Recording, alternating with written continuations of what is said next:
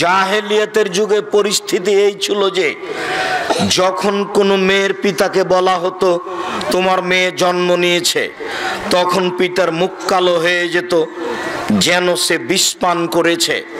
বিষ পান করলে যেমন আকার আকৃতি পরিবর্তন হয়ে যায়, মেয়ে জন্মের খবর শুনে বাপের আকার আকৃতি পরিবর্তন হয়ে যেত, মুখ বিবর্ণ হয়ে যেত।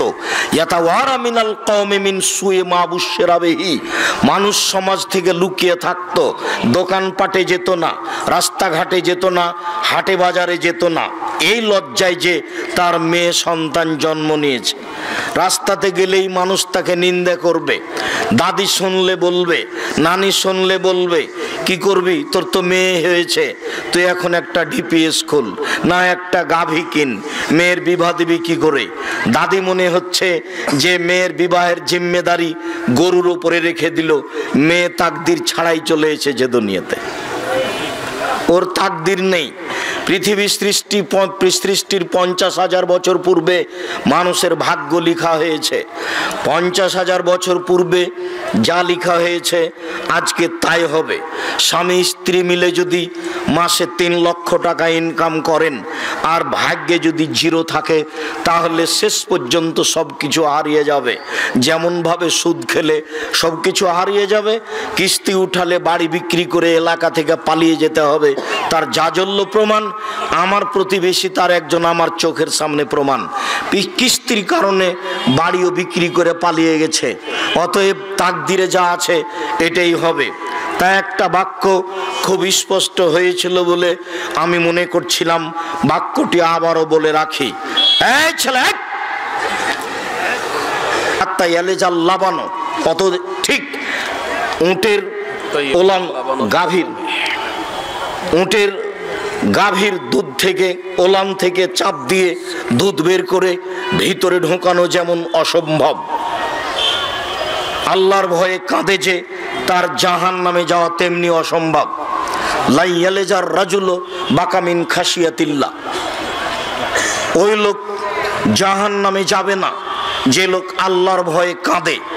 গাভীর ওলান থেকে চাপ দিয়ে দুধ বের করে ভিতরে ঢোকানো যেমন অসম্ভব, গাভীর ওলান বাঁট থেকে দুধ বের করে ভিতরে ঢোকানো যায় না যেমন, আল্লাহর ভয়ে কাঁদে যে সে জাহান্নামে যাবে না তেমন এ কথা ঠিক।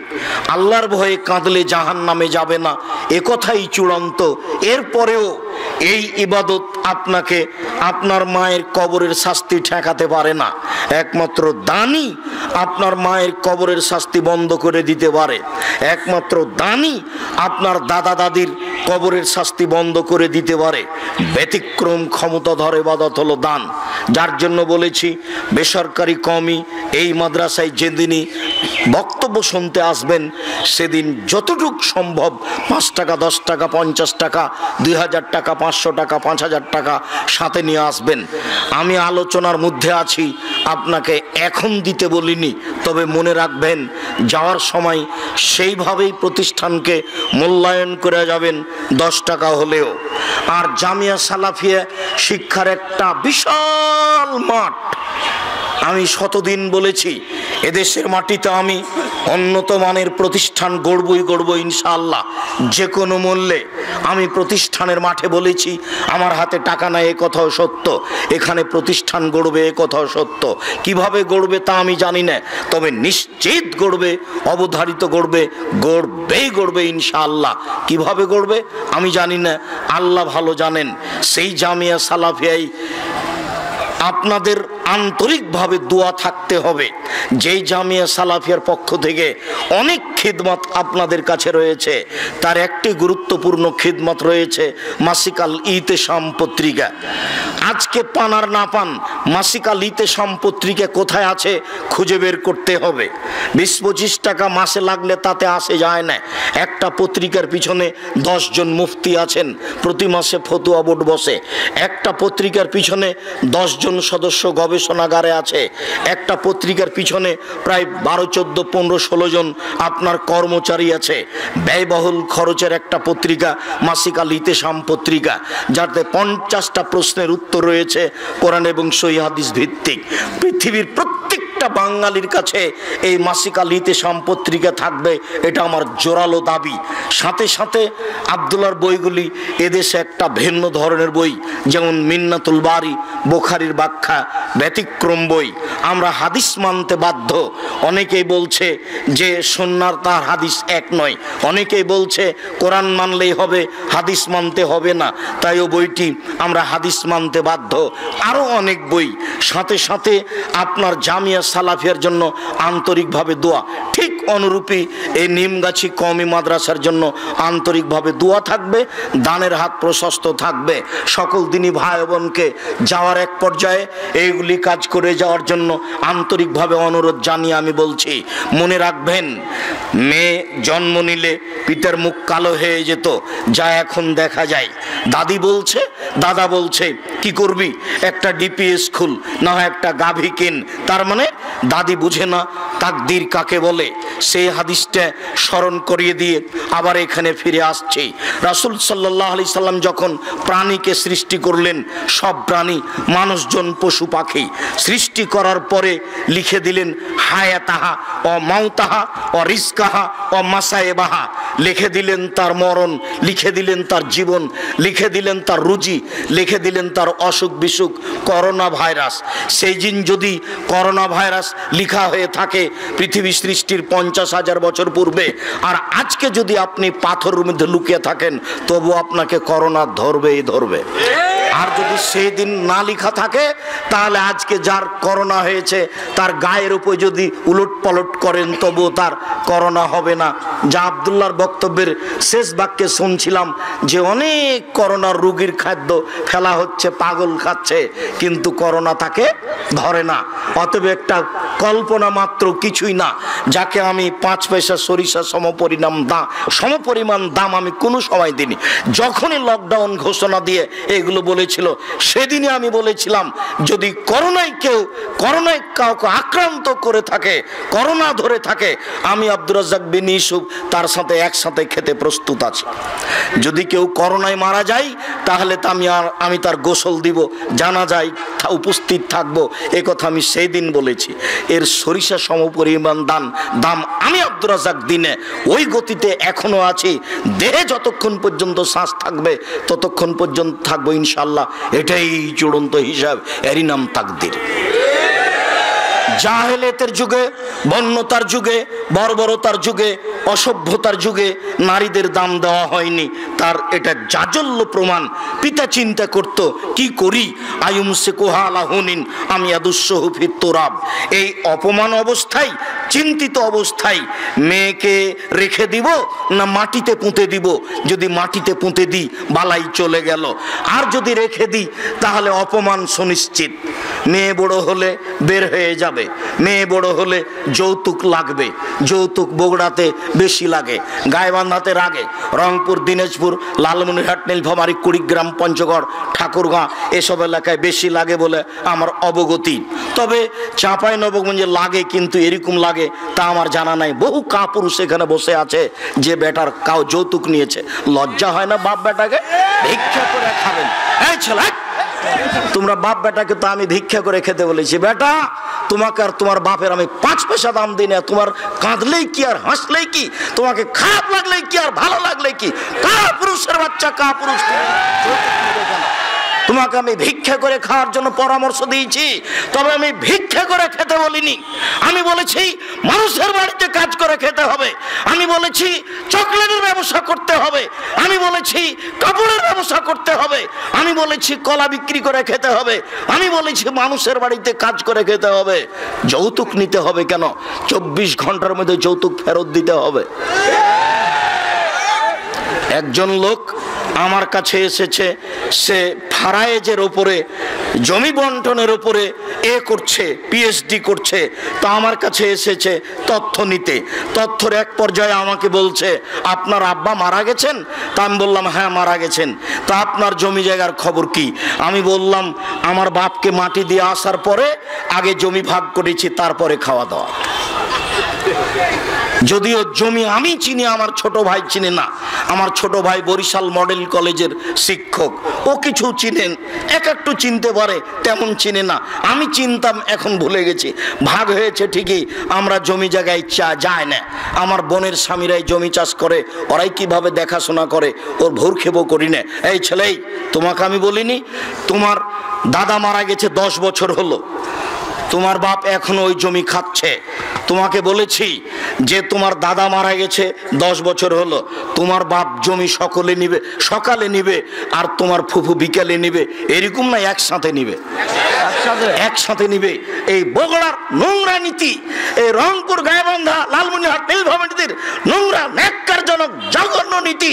বেটা বোনকে জমি ভাগ করে দেয় না, যদি বোন জমি চাই তাহলে একবারে চোখ লাল করে বলে চলে যা, আর কোনোদিন আসবি না, এইভাবে চোখ গরম করে দেখে।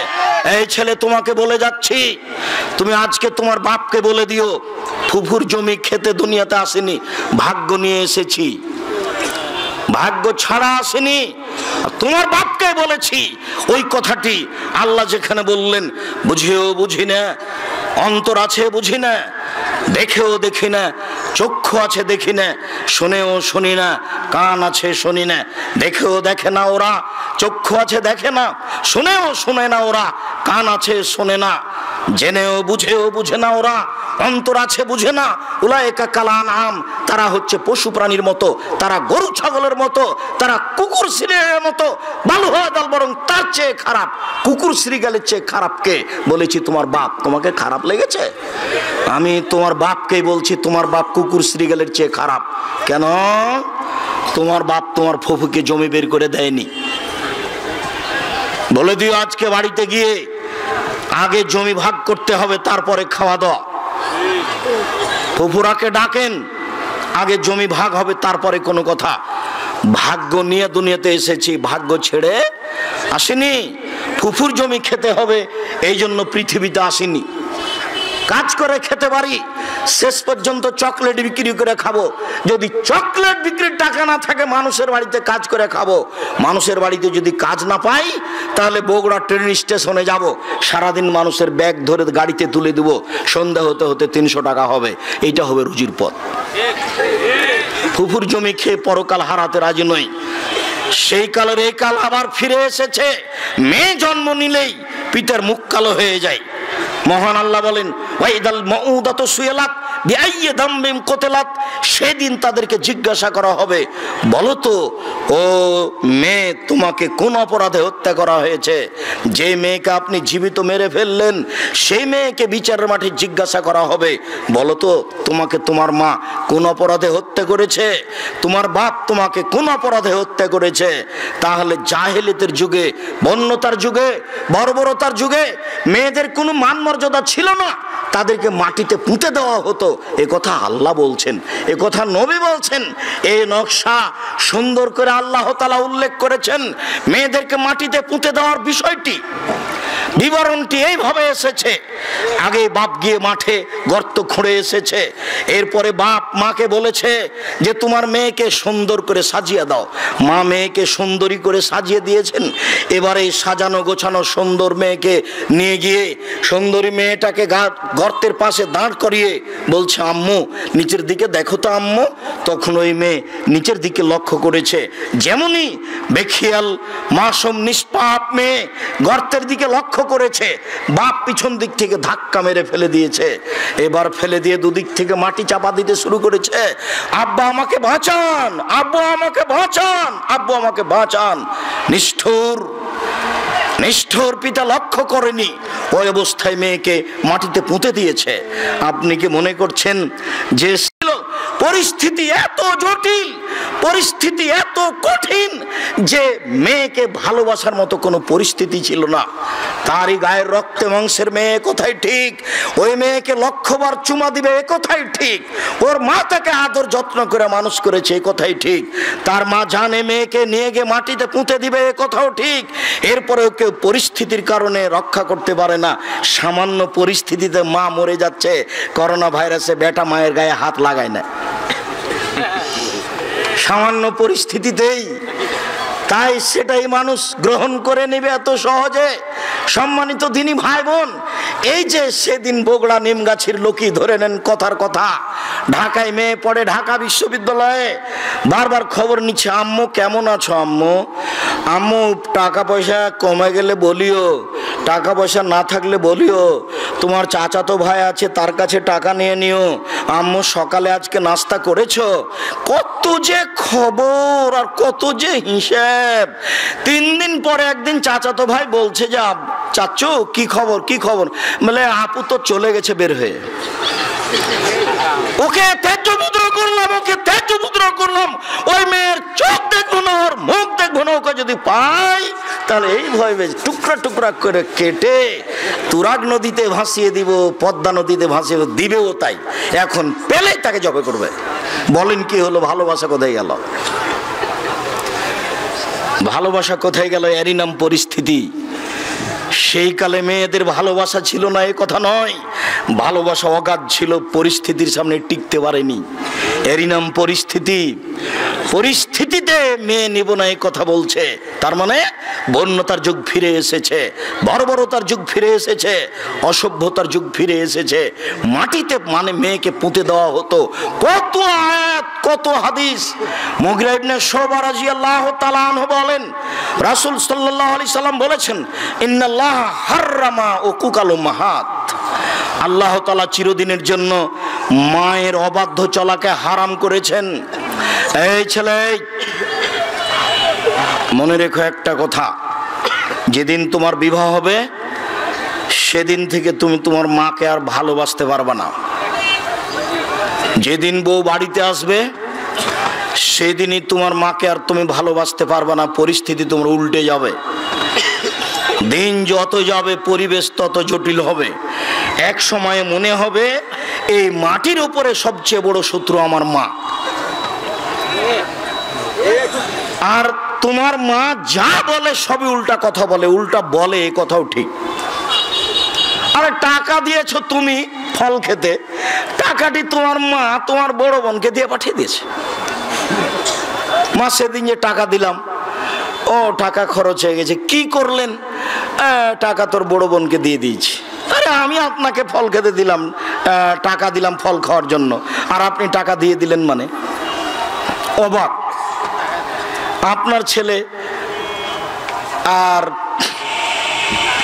আপনার বড় ভাইয়ের বড় বোনের ছেলে এক জায়গাতে খেতে বসেছে, তো আপনার মা বড় মাছের টুকরা আপনার বোনের ছেলের পাতায় তুলে দিয়েছে। এইটা আপনার বউ দেখেছে এবার রাতে, হ্যাঁ তোমার মা এরকম, তোমার মা তোমার বোনের ছেলেকে ভালোবাসে, আমি রান্না করলাম কষ্ট করে, বড় মাছের টুকরাটা তোমার বোনের ছেলেকে দিয়ে দিল, আমি এগুলো সহ্য করতে পারি না। কত কি! আপনি সন্ধ্যায় এসে দেখছেন আপনার মা বিছানে পেশাব করেছে, উঠতে পারে না, বিছান গন্ধ করছে। আপনি বলছেন, হ্যাঁ তুমি আমার মায়ের বিছানা পরিষ্কার করনি, আমার মায়ের চাদরটা ধুয়ে দাওনি। তখন আপনার বউ বলছে, তোমার মাকে তুমি দেখো, তোমার মায়ের বিছানা তুমি পরিষ্কার করো, ওই ঘরে ঢুকলে তোমার মা আমাকে অকথ্য ভাষায় গালি দেয়, আমি তোমার মাকে দেখবো মানে? আপনার মা অকথ্য ভাষায় গালি দেয়, এই কথাও ঠিক। নেন এবার কি করবেন?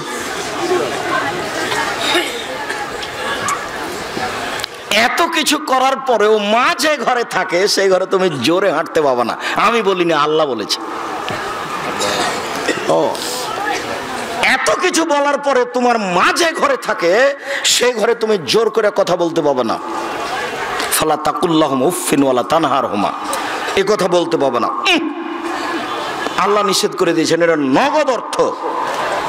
ঝাঁকি দিয়ে কথা বলতে পাবে না। হ্যাঁ আপনি এই করলেন সেই করলেন, একবারে টোটালে নিষেধ, আল্লাহ বলে দিয়েছে।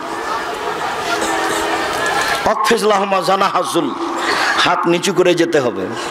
মনে পড়ে না একদিন দৃশ্য নকল করছিলাম, মনে পড়ার তো কথা যে রাজশাহীর মেয়র এসেছেন নওদাপাড়ায় আমচত্বরে, তো শাহ মকদুম থানার ওসি এইভাবে দাঁড়িয়েছেন, এইভাবে দাঁড়িয়ে বলছেন, স্যার এখন কি করব স্যার? তা আমি তো দৃশ্য দেখে অবাক হয়ে গেলাম। আমি তো পাশে বসেছিলাম সেই দিন, যেটা ব্যাপার কি, এটাতে ছিল মায়ের জন্য, এইটা কি করে মেয়র পেল? এটা তো মায়ের জন্য ছিল, কিভাবে এখানে চলে আসলো? অথচ মায়ের সামনে এভাবে যাওয়ার কথা আল্লাহ বলছে। আবার বলছেন শেষের দিকে অকুল রব্বির হামহুমা কামা রাব্বায়ানি সাগীরা, হে আল্লাহ তুমি আমার পিতা মাতাকে ওইভাবে দেখো ভালো অবস্থায় আমাকে যেভাবে দেখেছিল, যার কারণে আপনাকে আমি সালাতের শেষে সালাম ফিরার পূর্বে একটা দোয়া পড়ার জন্য পরামর্শ দিয়েছি, মনে আছে কি? রব্বির হামহুমা কামা রাব্বায়ানি সাগীরা। আর এটা যেন মনে থাকে এর জন্য কি বলেছি বলেন তো দেখি? জাযাকাল্লাহ খায়ের। 2 রাকাত সালাত আদায় করতে হবে। 2 রাকাত সালাত আদায় করে আল্লাহকে বলতে হবে, আল্লাহ তুমি আমাকে এই দোয়াটা বলার তৌফিক দান করো, আমি যেন না ভুলি। সব সময় সালাত শেষে সালাম ফেরার পূর্বে রব্বির হামহুমা কামা রাব্বায়ানি সাগীরা এই দোয়া বলার জন্য আমি আল্লাহর কাছে 2 রাকাত সালাত আদায় করে সাহায্য চাওয়ার জন্য বলেছি পৃথিবীর সকল দিনী ভাই বোনকে। সম্মানিত দিনী ভাই বোন, আল্লাহর নবী বলেন চিরদিনের জন্য মায়ের অবাধ্য চলা হারাম, চিরদিনের জন্য মায়ের অবাধ্য চলা হারাম। এই বেটা শোনো, আরো তোমাকে সতর্কতার সাথে বলছি, তুমি বারবার পেশাব করছো, তুমি বারবার পেশাব করছিলে বিছানে, তখন তোমার মায়ের জন্য একটা জায়েজ ছিল একটু হাসি মুখে আঘাত করা, এই অত পেশাব করিস কেন রে, এইটা তোমার জন্য জায়েজ ছিল। এখন তোমার মা তোমার কোলে, তোমার মাকে তুমি এইভাবে বলতে পারো না, কি যে করি, এত পেশাব কেমনে পরিষ্কার করি, হ্যাঁ কি যে করি, যখন তখন পেশাব করছে, এরকম কথা বলার সুযোগ নেই। একদিন তুমি ছিলে তোমার মায়ের কোলে, এখন তোমার মা তোমার কোলে, গোসল দেওয়াবা তুমি, কাপড় পরাবা তুমি, কাঁধে করে মেডিকেল নিয়ে যাবা তুমি, কাপড় পরিবর্তন করে দেবা তুমি, তোমার মায়ের সব কিছু তুমি করবা। আল্লাহ তাআলা চিরদিনের জন্য মায়ের অবাধ্য চলা হারাম করে দিয়েছেন। 2 ওয়াদাল বানাত, মেয়েকে মাটিতে পুঁতে দেওয়া চিরদিনের জন্য হারাম। অমানহাতিন, কৃপণতা চিরদিনের জন্য হারাম। বক্তব্য যখন দিচ্ছিলাম ইবাদতের জগতে সবচেয়ে শক্তিশালী ইবাদত দান, তখন মনে মনে ভেবেছিলেন যে 10 টাকা দিয়ে যাব, এখন এটা কেটে গেছে, তার মানে কৃপণতা ধরে নিয়েছে। কৃপণতা চিরদিনের জন্য হারাম। অত্র বুখারী মুসলিমের হাদিসে 3টে জিনিসকে হারাম করা হয়েছে, হারাম শব্দ উল্লেখ করা হয়েছে। 1 পিতামাতার অবাধ্য চলা, 2 মেয়েকে মাটিতে পুঁতে দেওয়া, 3 কৃপণতা করা। কায়েস ইবনে আসিম রাদিয়াল্লাহু তাআলা আনহু বলেন, আল্লাহর নবীর কাছে এসে ইয়া রাসূলুল্লাহ ইন্নী ওয়াত সামানিয়া বানাতিন লি, আমার 8টি মেয়েকে আমি নিজে হাতে মাটিতে পুঁতে দিয়েছি। ও তার 8টি মেয়েকে নিজে হাতে মাটিতে পুঁতে দিয়েছে। সম্মানিত দিনী ভাই বোন, বিবরণে বোঝা যায় জাহেলিয়াতের যুগে মেয়েদেরকে মাটিতে পুঁতে দেওয়া হতো। সংক্ষিপ্ত বিবরণে মেয়েদেরকে সমাজে দাম দেওয়া হতো না।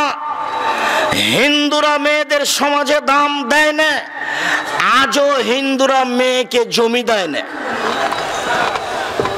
বোকা শ্রেণীর কিছু মহিলা আপত্তি তুলেছে, মেয়ে পাবে 1 ভাগ আর ছেলে পাবে 2 ভাগ। এটা তো আমাদের সাথে অন্যায় হয়েছে। ও তো আসলে বুঝতে পারেনি আমার কেন 1 ভাগ, ভাইয়ের কেন 2 ভাগ। আরে শোনো শোনো, তোমার হলো 1 ভাগ আর তোমার স্বামীর হলো 2 ভাগ, এখন হলো 3 ভাগ। দেখো ঠিকই আছে, তোমার ভাইয়ের হলো 2 ভাগ আর তোমার ভাবির হলো 1 ভাগ, দেখো এখন ঠিকই আছে। বুঝা যায়নি মনে হয়। আরো জরুরি কথা যে তোমার বাপ মারা গেছে, তোমার বাপের যত বন্ধু বান্ধব আত্মীয় স্বজন ছিল এখন সব তোমার ভাইয়ের বাড়িতে আসবে, কেউ যাবে না তোমার বাড়িতে। তাহলে তোমার বাপের উত্তরাধিকারের হিসাবে খরচ তোমার বেশি না তোমার ভাইয়ের বেশি? ভাইয়ের বেশি। আবারও শুনে রেখো, কোনো কারণবশত যদি তোমার তালাক হয়ে যায় বা স্বামী মারা যায়, তাহলে তুমি এই বাসা থেকে ব্যাক করে ফিরে কোথায় যাবা? ভাইয়ের বাসায় যাবা। তাহলে তোমার ভাইয়ের জমি জায়গা কম হতে হবে না বেশি হতে হবে? আল্লাহ 3 ভাগের 1 ভাগ মেয়েকে দিয়েছেন, 2 ভাগ ছেলেকে দিয়েছেন, এটা অন্যায় নয়। হিন্দুরা মেয়েদেরকে কিছুই দেয়নি, আজও দেয়নি। সতীদাহ তো বহু দূরের কথা, স্বামীর সাথে জীবন্ত জ্বলে যেতে হবে আগুনে, এটা তো ভাবাই যায় না। আজও বহু প্রথা আছে হিন্দুদের মাঝে, যদি স্বামী মারা যায় তাহলে তাকে একটা নির্ধারিত গাছের নিচে দিয়ে নিয়ে গিয়ে যেমন ভাবে পাঁঠাকে বলি দেওয়া হয় তেমন ভাবে মেয়েকে জীবিত হত্যা করা হয় এখন হিন্দুদের কাছে। আর ইহুদি খ্রিস্টানদের কাছে মেয়েদের কোনো দাম নেই। ইহুদি খ্রিস্টানেরা আজও ওই মেয়েকে বাড়িতে রেখে দিতে পারে, ওই মেয়ের বিবাহ দেওয়ার প্রয়োজন নেই। আজও তার জমি জায়গা দিতে হবে এটা তারা হিসাব করেনি। আজও তাদের নীতি আছে যে মেয়ে মানুষ কি প্রাণী আছে, তার ভিতর প্রাণ আছে কিনা, ও মানুষ কিনা এটাই সন্দেহ। ইহুদি খ্রিস্টানদের এইটা হিসাব, যার কারণে তাদের বিবাহ শাদী নেই। তারা মহিলাদের 5 পয়সা দাম দেয় না। সম্মানিত দিনী ভাই বোন, মহান আল্লাহ নারীদের অনেক মর্যাদা উল্লেখ করেছেন। যে যেখানে আছেন অল্প সময় খেয়াল করবেন, আমি আপনাকে কয়েকটি আয়াত কয়েকটি হাদিস পেশ করে নারীদের মর্যাদা উল্লেখ করছি। এই ছেলে, কিছুক্ষণ অপেক্ষা করো। আপনারা যে যেখানে আছেন কিছুক্ষণ সময় কষ্ট করে হলেও দাঁড়িয়ে থাকবেন। আমাকে দেখতে পান আর না পান চিরদিন এই গতি আসবে না। আর আমি বছরে 5টা 7টা জালসায় আপনাদের বগুড়ায় আসব, এই নীতিও বন্ধ করেছি। সম্ভবপর চেষ্টা চালিয়ে যাব একদিন একটা জেলায় যাওয়ার, সেই গতিতে প্রোগ্রাম করতে আমি আর চাচ্ছি না। যেই গতিতে একদিন ছিলাম, বগুড়া থেকে জালসুখা থেকে পায়ে হেঁটে নাংলু চলে যাব, এটাই ছিল আমার কাছে স্বাভাবিক ব্যাপার। পায়ে হেঁটে চলে যাব আরো কোন কোন পথ। সারা বগুড়ার প্রত্যেকটা গ্রামে, প্রায় গ্রামে আমার ঘোরা আছে, জানা আছে। বগুড়ার প্রতিটা পরিবারের সাথে আমি মিশে আছি। বগুড়া জেলাতে আমার বক্তব্যের সূচনা, যারা সূচনায় ছিলেন তারা আজও অনেকে আছেন। সূচনায় থাকার একজন চলে গেছেন দুনিয়া থেকে, সেটা হচ্ছে বীরকুষ্টিয়ার আনসার মাস্টার। আনসার মাস্টারের জন্য দোয়া করি, আল্লাহ তার কবরকে প্রশস্ত করুক, কবরকে আলোকিত করুক, আল্লাহ তাকে মাফ করুক। আপনার নাংলুর ওবায়দুর মাস্টারও যারা খুব সাথে থাকতেন তার মধ্যেকার। আর আপনার এই বাগবাড়ি নসিপুরের গোলাম রব্বানির কয়েক ভাই তো আছেই, তারা তো সব সময় থাকতেন। আর আরও আপনার গাবতলির অনেকেই, বগুড়ার প্রত্যেকটা গ্রামের সাথে আমি খুব মিশে আছি, সেই ভালোবাসায় এসেছেন। তাই আমাকে দেখতে পান আর না পান, যে যেখানে আছেন দিনী ভাই বোন, এক পায়ে দাঁড়িয়ে থাকবেন এক খেয়ালে। আমি আপনাদের কিছু না কিছু উপকার করবো ইনশাআল্লাহ। আপনাকে আমি এতক্ষণ যা বলছিলাম সেই অংশ থেকে কিছু বলছি। নারীদের মর্যাদা আল্লাহ দিয়েছেন, এই মর্যাদা নারীকে রক্ষা করতে হবে। আল্লাহ তাআলা বলেন, ওয়াইদা বুশশিরা আহাদুহুম বিল উনসা, আল্লাহ তাআলা বলেন ওয়াকারনা ফি বুয়ুতিকুন্না ওয়ালা তাবাররাজনা তাবাররুজাল জাহিলিয়াতিল উলা। হে মুসলিম মহিলা, তোমরা বাড়িতে থাকো। বন্যতার যুগে, বর্বরতার যুগে, অসভ্যতার যুগে নারীরা যেভাবে রাস্তাঘাটে চলতো সেইভাবে তোমরা চলো না। যতদিন পর্যন্ত নারী আল্লাহর এই আয়াতের মর্যাদাকে রক্ষা না করবে, ততদিন পর্যন্ত নারী তার মর্যাদাকে ফিরিয়ে পেতে পারে না। মহান আল্লাহ বলেন, ইয়া আইয়ুহান নবী, হে নবী আপনি বলুন আপনার মেয়েদেরকে, আপনার স্ত্রীদেরকে, যখন তারা বাড়ি থেকে বের হবে তখন তারা মুখে কাপড় দিয়ে বের হবে, বোরকা পরে চাদর গায়ে দিয়ে বের হবে। তারা যদি এইভাবে বের হয় তাহলেই তারা তাদের মর্যাদাকে রক্ষা করতে পারবে। সম্মানিত দিনী ভাই বোন, সাথে সাথে আরো দুই একটি হাদিস, মহিলাদের মর্যাদা আল্লাহর নবী এত বেশি উল্লেখ করেছেন যা ভাবা যায় না। তার একটি, মহিলারা যদি 4টি কাজ করতে পারে তাহলে তাদের জন্য জান্নাতের সব দরজা খোলা। মহিলারা যদি 4টি কাজ করতে পারে তাহলে তাদের জান্নাতের সব দরজা খোলা। 1, 5 ওয়াক্ত সালাত আদায় করবে। 2, রমজান মাসের সিয়াম পালন করবে। 3, স্বামীকে মেনে চলবে। 4, জেনায় লিপ্ত হবে না। যদি এই 4টি কাজ করতে পারে জান্নাতের সব দরজা খোলা। সাথে সাথে আরো উল্লেখ্য যে কোনো মেয়ের যদি জেনা হয়েই যায় তাহলে সে যদি তওবা করে তাহলে অতীতে যত পাপ করেছে সব পাপকে আল্লাহ নেকিতে পূর্ণ করে দিবে।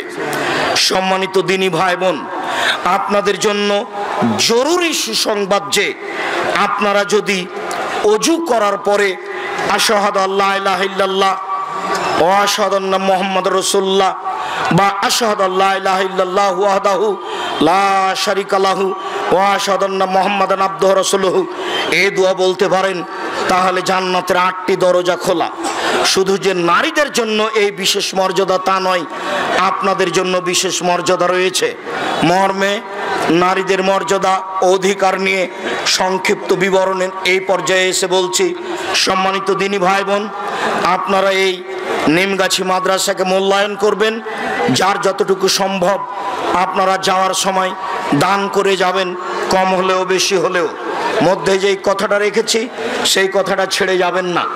আর বইগুলি সব স্টেজে আছে, মিন্নাতুল বারি আছে, তাওজিহুল কোরআন আছে, আপনার আদর্শ নারী, আদর্শ পরিবার, কে বড় ক্ষতিগ্রস্ত, কে বড় লাভবান, সব বইগুলি স্টেজে আছে।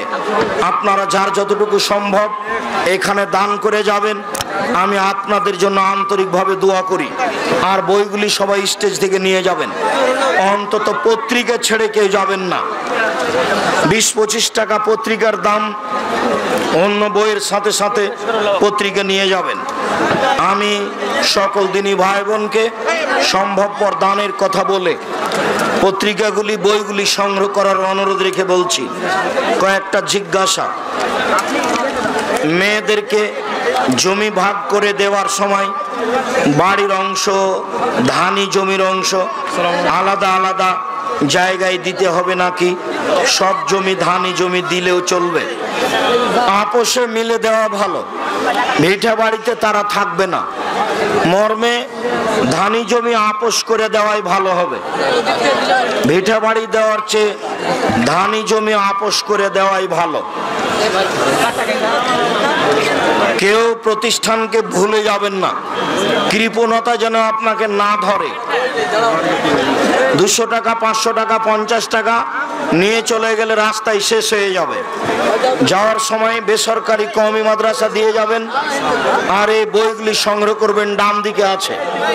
যারা সব বই সংগ্রহ করবেন তারা একটু পরে আসবেন।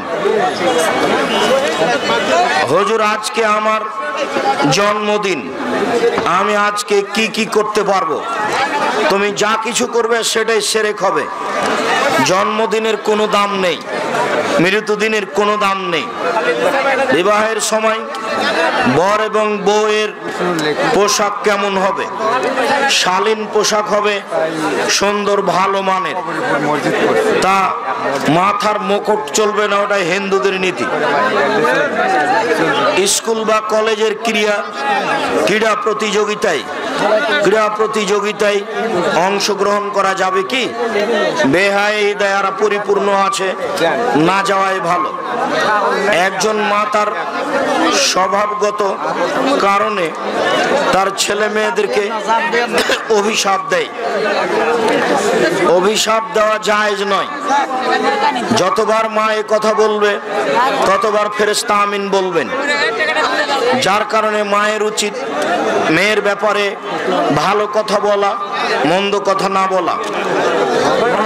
আমি জেনারেল লাইনের দ্বাদশ শ্রেণীর ছাত্র। আমি উর্দু ও ইংরেজি পারি এবং আরবি ভাষা শিখছি। আমি কি আপনাদের প্রতিষ্ঠান জামিয়া সালাফিয়াতে পড়ার যোগ্য পাবো, সুযোগ পাবো? যাও, সামনের শুক্রবারে ভর্তির তারিখ। জামিয়া সালাফিয়া ডাঙ্গিপাড়া পবা রাজশাহীর ভর্তির তারিখ সামনের শুক্রবার। জামিয়া সালাফিয়া রূপগঞ্জ নারায়ণগঞ্জ ঢাকা ভর্তির তারিখ সামনের শুক্রবার 1 জানুয়ারি। ব্যায়ামের মাধ্যমে শরীরকে পেশিবহুল শরীরে রূপান্তর করার অনুমতি কি? শরীর ভালো রাখার চেষ্টা করো, সমস্যা নেই। কোন ব্যক্তি মারা যাবার 3 দিন পর সে ব্যক্তির বাড়িতে ধোয়া পাগলা করা হয়, অর্থাৎ কাপড় চোপড় খার বাড়ি সহ বাড়িটি পরিষ্কার করা হয়। 3 দিন পরে করতে হবে, এটা হারাম, শিরক। কোনো এক সময় করতে হবে, সেটা ভালো।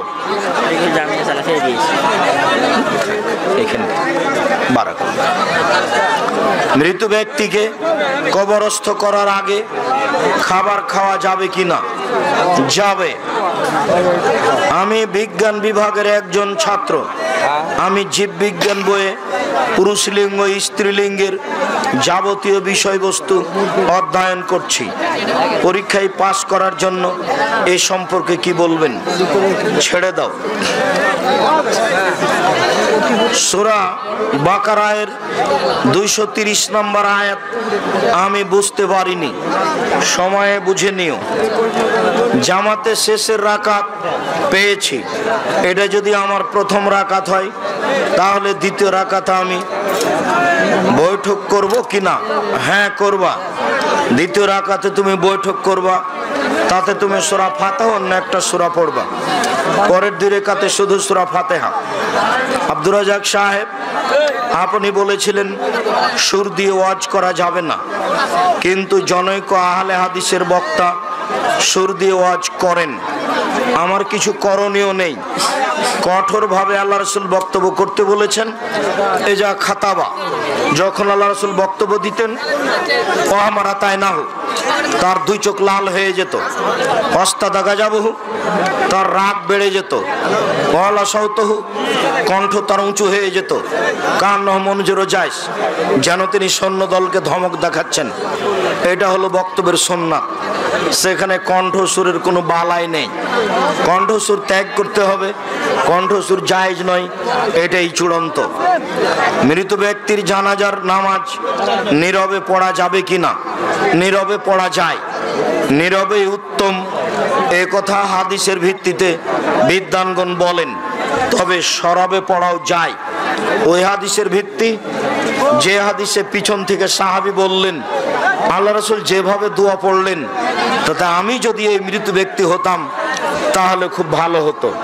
তবে নীরবে পড়ার ভাগ বেশি। হস্তমৈথুন করার পর যে নাপাক বস্তু বের হয়, তা আমাদের শরীরের কোনো স্থানে লাগলে তা ধুয়ে ফেললে নামাজ হবে কি? হবে।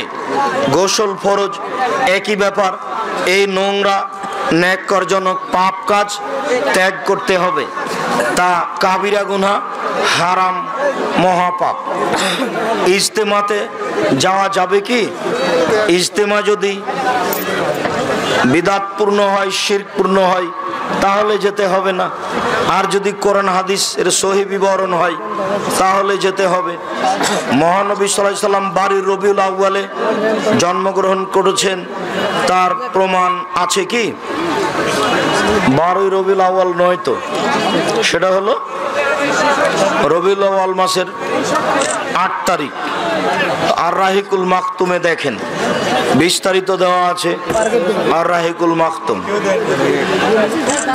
জেরা মসজিদ কাকে বলে? জেরার মসজিদ কাকে বলে? মুনাফিকি করে আপোষে দ্বন্দ্ব গন্ডগোল সৃষ্টি করার জন্য, কলা কৌশল আঁটার জন্য যে মসজিদ তৈরি করা হয় তাকে মসজিদে জেরার বলে। কেউ যদি আরবি পড়তে না পারে তবে সে কি কবরের আযাব থেকে মুক্তির জন্য সূরা মুলকের বাংলায় উচ্চারণ করতে পারবে? জি না, বাংলায় উচ্চারণ ভালো হবে না। 15 দিনের মধ্যে, 1 মাসের মধ্যে হাফেজ রেখে কোরআন পড়া শিখতে হবে। ছেঁচড়া মেচড়া করে হলেও, কোন রকম করে হলেও পড়া শিখতে হবে। শেখ, আপনি 2011-2012 সালের দিকে ঢাকা বংশালে যেভাবে বক্তব্য দিয়েছিলেন সেভাবে আর একবার বক্তব্য শোনাবেন। ও আচ্ছা আচ্ছা, তোমার তো অনেক বড় স্বাদ। জাযাকাল্লাহ খায়ের, বারাকাল্লাহ। কেন জানি আমাকে আর তেমন লাগে না। আপনাকে কেন আহলে হাদিস সংগঠন থেকে বের করে দেওয়া হয়েছে আমি পূর্ণ জানি না, তবে দু একটা কারণ আমার জানা আছে। তার একটা কারণ হলো আমি প্রতিষ্ঠান গড়েছি ঢাকা, রূপগঞ্জ, নারায়ণগঞ্জ। ওখানে থাকি, টাকা ওখানে আদায় করি, এ একটা কারণ আছে। আর একটা কারণ দিয়েছে যে আমি ক্লাস করি না, বক্তব্য দিয়ে বেড়াই। আবার সেই বছর 30 দিন ডিসেম্বরে ক্লাস হয় না, এই জন্য আমি ইন্ডিয়ায় ছিলাম, ক্লাসের বিরতি। তো 34 দিন অনুপস্থিত দেখানো হয়েছিল, তার 30 দিন ক্লাস বিরতি ছিল, তাই ইন্ডিয়ায় ছিলাম। সেটাকে ক্লাসের অনুপস্থিত দেখানো হয়েছে। আমার বলা আছে অন্যায়ের বিচার দুইবার হবে, হবেই হবে, আজ হোক আর কাল হোক। কসর সালাত সম্বন্ধে বিস্তারিত বলুন। বাড়ি থেকে বের হবে সফরে, দূরে। যখন বাড়ি থেকে বের হলো তখনই কসর করতে পাবে, বাড়ি থেকে 2 কিলোমিটার দূরে হোক, 1 কিলোমিটার দূরে হোক।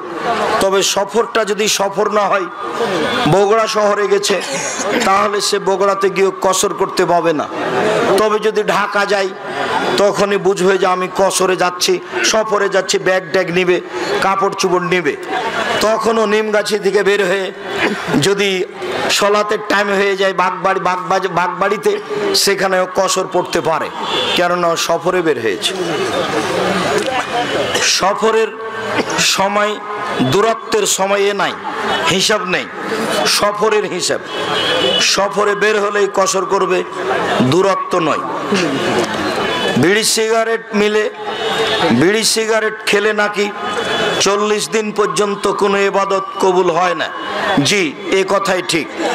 রাসূল সাল্লাল্লাহু আলাইহি ওয়াসাল্লাম বলেছেন, মান সারাবাল খামরা লাম তুকবাল লাহু সালাতুন 40 লাইলা। কেউ যদি নেশাদার দ্রব্য পান করে, তাহলে 40 দিন তার ইবাদত কবুল হয় না, সালাত কবুল হয় না। বিড়ি, তামাক, জর্দা, সিগারেট নেশাদার দ্রব্য। তুমি যদি মনে করো যে নয়, তাহলে মনে রেখো একটা কথা, আল্লাহর নবী বলেছেন, মাসকারা কাসিরুহু ফাকালিলুহু হারাম। যে জিনিস বেশি খেলে বিবেকের ক্ষতি হবে, তার কমও হারাম। এখন যারা জর্দা খায় না, তাদেরকে এক বৈঠকে বসে 250 জর্দা খাওয়িয়ে দাও, তারপরে দেখো কি হয়। আর নাহলে 1 কেজি খাওয়াও, দেখো কি হয়। বেশির তো পরিমাণ আল্লাহর নবী উল্লেখ করেননি। অতএব যারা বলেছেন মাকরু, তারাকেও ফিরে আসতে হবে। যারা বলেছেন না খাওয়াই ভালো, তাদেরকেও ফিরে আসতে হবে। যারা বলেছে 3 শ্রেণীর মানুষের সাথে আল্লাহ বিচারের মাঠে কথা বলবেন না, যারা জান্নাত পাবে না, তার 1 শ্রেণীর মানুষ যারা নেশাদার দ্রব্য পান করে। অতএব বিড়ি, তামাক, জর্দা, সিগারেটগুলো নেশাদার দ্রব্য, যে কোনো মূল্যে তা পরিহার করতে হবে, এটাই চূড়ান্ত। এ ব্যাপারে কোথাও পরামর্শ, কোথাও আপোষ করার কোনো সুযোগ নেই। কোন মুসলমান নাকি অন্য কোনো মুসলমানের সাথে 3 দিনের বেশি কথা না বললে থাকতে পারে না। তাহলে আসাদুল্লাহ আল গালেবের সাথে আপনার কি হয়েছে? সাক্ষাৎ হয়, কথা হয়। সাক্ষাৎ হলেই কথা হয়, কথাতে কোনো বাধা নেই। তুমি দূর থেকে এত দূরে চলে গেছো কেন, তা আমার জানা নাই। তোমার ভেতরে মনে হয় সবসময় খারাপ বিরাজ করে, তুমি তোমার খারাপ থেকে ফিরে আসো। ডক্টর আসাদুল্লাহ আল গালেব একজন উচ্চ শিক্ষিত জ্ঞানী গুণী মানুষ, তাকে সম্মান করে কথা বলাই উচিত জাতির সবার। মেয়ে সন্তান হলে কি গরু দিয়ে আকিকা করা যাবে? জি না। ছেলে হোক মেয়ে হোক, গরু দিয়ে আকিকা করা, ছাগল ছাগি, ভেড়া ভেড়ি, দুম্বা দুম্বি, এগুলো দিয়েই আকিকা দিতে হবে, অন্য কিছু নয়। আসসালামু আলাইকুম। দুপক্ষের বিবাহ বন্ধনের অনুমতি ছিল, পরে মেয়ে পক্ষ বলে আমরা বিবাহ দিইনি। তারা যে এই কথা বলল, তাদের পরিণতি কি হবে? মেয়ের বাপ বিবাহের বৈঠকে উপস্থিত থাকলেই বিবাহ হয়ে গেছে। মেয়ের বিবাহ দিইনি বা দিয়েছে, এসব কথার 5 পয়সা দাম নেই। তোমরা ক্ষমতা প্রয়োগ করে সে মেয়েকে বাড়িতে নিয়ে আসো যে কোনো মূল্যে, মেয়ের বাপ যদি সেখানে থেকে থাকে। আর মেয়ের বাপ যদি সেখানে না থেকে থাকে, বিবাহ হয়নি, কোর্ট কাচারির কোনো দাম নেই। হুজুর, আমি জানতে চেয়েছি যে একজন পুরুষ তার স্ত্রী থাকাকালীন তার ছোট বোনকে বিবাহ করে একসাথে সংসার করা যাবে কি? জিনা হারাম, কাবিরা গুনাহ। যেই দিনই তার ছোট বোনকে বিবাহ করেছে, সেই দিনই দুইজনের সাথে সংসার হারাম হয়ে গেছে। বিচ্ছিন্ন হওয়া পর্যন্ত দুইজনের কাউকে সংসারে আনতে পাবে না। যৌবন প্রাপ্ত আলেম মহিলাদেরকে কোরআন শিক্ষা দিতে পারবে কি? মেয়েরা যদি একাধিক হয়, পর্দা করে শিক্ষা নিতে পারে, দিতে পারে, নির্জনে নয়। প্রকাশ্য সুদখোর ব্যক্তিকে মসজিদের মুয়াজ্জিনের দায়িত্ব দেওয়া যাবে কি? জি না, দিতে হবে না। পরহেজগার মানুষকেই মুয়াজ্জিনের দায়িত্ব দিতে হবে। বই পুস্তক কেউ ছেড়ে যাবেন না, বিশেষভাবে মাসিক আল ইতেসাম পত্রিকা। আমি দাবি রাখি পৃথিবীর প্রত্যেকটা বাঙালির ঘরে মাসিক আল ইতেসাম পত্রিকা থাকবে ইনশাআল্লাহ। ইনশাআল্লাহ অনেক শ্রম আছে পত্রিকার পিছনে। এ দিয়ে আপনার কাছে সঠিক কোরআন হাদিস পৌঁছাতে চাই। সময়ের গতিতে তা ইংরেজি ভাষায় বের হবে, সময়ের গতিতে তা আরবি ভাষায় বের হবে ইনশাআল্লাহ। ইসলামী ব্যাংকের সাথে লেনদেন করা যাবে কি? করা যাবে, ব্যবসা করা যাবে না। জায়নামাজে জায়নামাজে কাবা ঘরের ছবি থাকলে নামাজ হবে কি? হবে। কাবা ঘরের ছবি থাকাতে নামাজের সলাতের কোনো সমস্যা নেই। তবে জায়নামাজে এক কালার ব্যবহার করতে হবে। যেসব নামাজে না জায়নামাজে কাবা ঘর আছে, সেটা ব্যবহার করা যাবে না। যে জায়নামাজে নকশা ফুল দেওয়া আছে, সেই জায়নামাজ ব্যবহার করা যাবে না। কেন? আল্লাহ রাসূলের সামনে একটা চাদর ছিল, তাতে ডোরা ডোরা দাগ ছিল। আল্লাহ রাসূল বললেন, আয়েশা চাদরটা সরাও। এই ডোরা ডোরা দাগ আমার সলাতে একাগ্রতা নষ্ট করে দিল। আমি অমনোযোগী হয়ে গেলাম।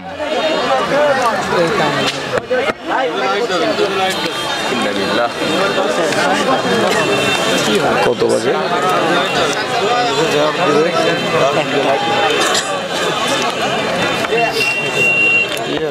এটা মনে হয় চালু করতে পারবে না এখন।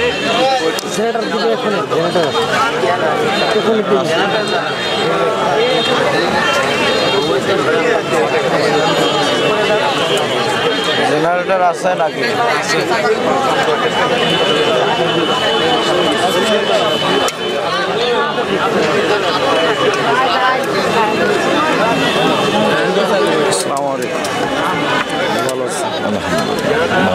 আমরা তো গাজীপুর থেকে বাস এবং 2টা মাইকারা নিয়ে আসছি। আগামী তারিখে কিন্তু ডেট হতেই হবে ইনশাল্লাহ, যেভাবে হোক। আল্লাহ ভরসা, দেখি।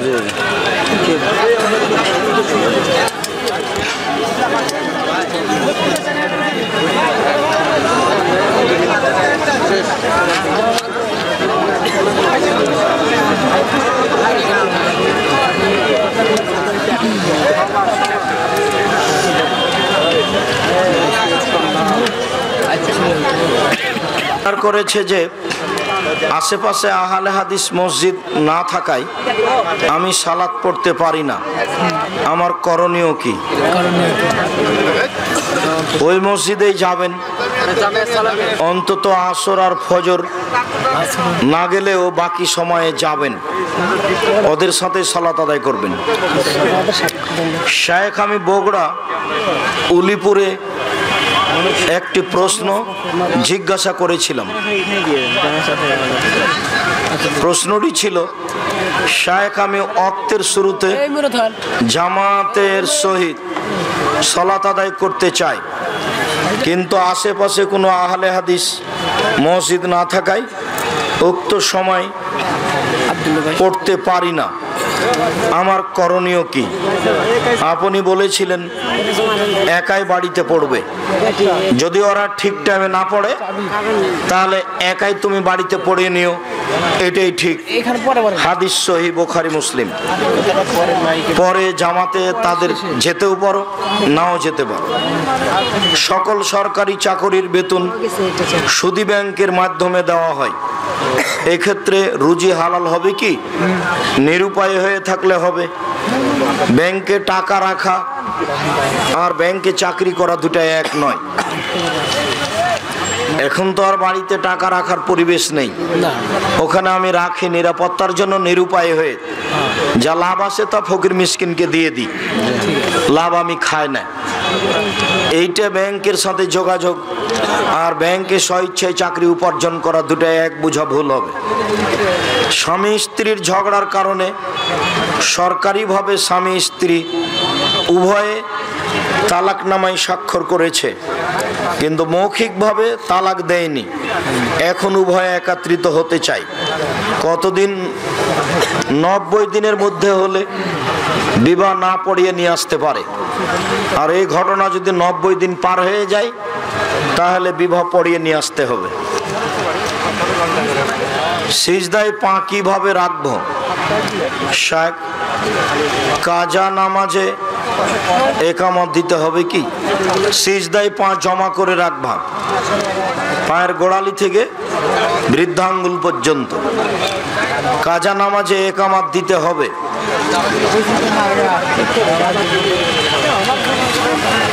ওজরের কারণে 3 ওয়াক্ত সালাত মিস হয়ে গেলে একামত 3 বার দিতে হবে। যতবার সালাত শুরু হবে ততবার একামত দিতে হবে। তবে এক আজানে হতে পারে একাধিক সালাত, তবে একামত পৃথক পৃথক। আমার মা 2 জন, ছোটবেলায় মা বাবা পৃথক হয়ে যায়। সৎ মা আমাকে আদর যত্নে বড় করেন। আমার আপন মার বিয়ে হয়ে যায় অন্য জনের সাথে। এখন 2 মা আমার দাবিদার। এক মাকে খুশি করতে অন্য মা কষ্ট পায়, আমার কি করা উচিত? তুমি কিছু স্বার্থপরতা করছে, এটা প্রমাণ না হলেই হলো। যেহেতু তোমার পরের মা তোমাকে লালন পালন করেছেন, কাজে একেও দেখতে হবে। তবে যে মা তোমার লালন পালন করেনি তারও কষ্ট আছে অনেক। কাজেই তুমি 2 জনের মাঝে কাউকে অসম্মান করছো, এটা তোমার মনে যেন না বলে, তাহলেই কোনো সমস্যার কারণ নেই। তারা তোমাকে ভুল বুঝতেই পারে। এক বাড়িতে একবার গেছো, এক মায়ের সাথে দেখা করেছো, কারণবশত আবার গেছো, তখন তোমার এই মা বুঝে নিয়েছে, দেখ ওখানে সব সময় যে আমার কাছে আসেই না, আর ওই নিয়ে বছর বছর চলতে পারে, তোমাকে বলতে পারে। তখন 5 বার বললে তুমিও মন খারাপ করিও না যে এক কথা আপনি এত বলেন কেন, আমি তো এই কারণে গেছিলাম। এরকম পরিস্থিতি খুব জটিল। আল্লাহ তোমাকে সাহায্য করুক। পিতামাতার অবাধ্য সন্তান যদি পিতামাতার মৃত্যুর পর অনুতপ্ত হয়ে মৃত্যু পিতামাতার পক্ষ থেকে তাদের জন্য মাগফিরাতের দোয়া করে। পিতামাতার অবাধ্য সন্তান যদি আচ্ছা মাগফিরাতের দোয়া করে, দান সাদকা জারিয়া করে, তবে সেই সন্তান আল্লাহর নিকট ক্ষমা লাভ করতে পারবে কি? চেষ্টা করো তো, আল্লাহ ভরসা, চেষ্টা করেন। ভুল তো হয়েছে অনেক, এখন তো সংশোধনের পথ নেই। মুখে দোয়া করেন আর দান খেরাত করতে থাকেন। সম্মানিত দিনী ভাই বোন, আপনারা দূর দূরান্ত থেকে এসেছিলেন, আপনাদের আমরা আন্তরিকভাবে শুকরিয়া আদায় করি। জাযাকুমুল্লাহ খায়র। পরিচালনা কমিটির